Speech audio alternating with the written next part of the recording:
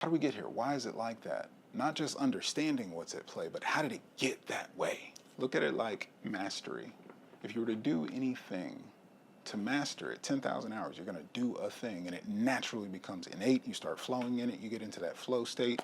Michael Jordan, Michael Jackson, Venus and Serena Williams, Tiger Woods. You can see when someone, a human being, does one thing and gets so great at it, it becomes natural, innate, let alone we're talking about divine energy. So over the course of life, while we are equal, we are on distinct paths socially, at least up until the last 5 or 10 years. And all the grown men and women out here can easily attest to being brought up with getting mastery, experience, socially expected to, exposed to, develop your masculine or feminine energy, whether you knew it or not.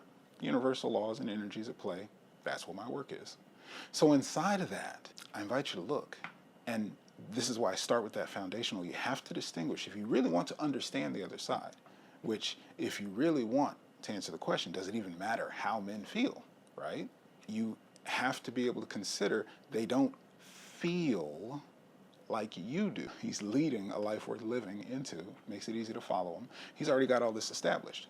He's got his North Star that guides him to, I want to do this, accomplish this, have this.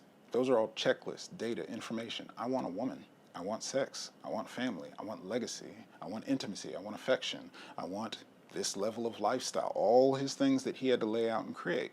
Inside of that checklist and the data of it, well, if you want a woman, go into that subfield, you're going to need to learn women. Remember I said they have to learn that base thing. They have to figure out how to hunt. So inside of that, yes, he wants to make you happy because making you happy fulfills the mission. You stick around, you're happy. Hence, the nice guy's happy wife, happy life. It's all the same conversation for men. This is how we think, but how we feel. Does he feel like doing that? Does he enjoy doing that? That's where it's a deeper question, and it's a different way of processing that can't be just mirrored off of.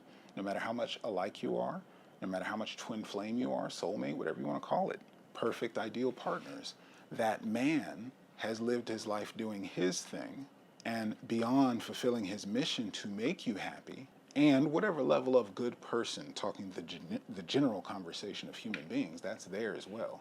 And beyond that, just understand why it doesn't show up the way it may come as the narrative over here on this side for you, is to actually understand what's been ingrained. I talked about the 10,000 hours of mastery. By the time he comes to maturity, dating, fulfilling on that mission, 10,000 hours later, socially programmed, inherited, indoctrinated into his masculine and ways of men and how society treats men and the world of men. Not good, bad, right, wrong, just the path. As he does all that, he's conditioned in that way to only think that deep. Talking with my client, I feel her into her side to the same thing.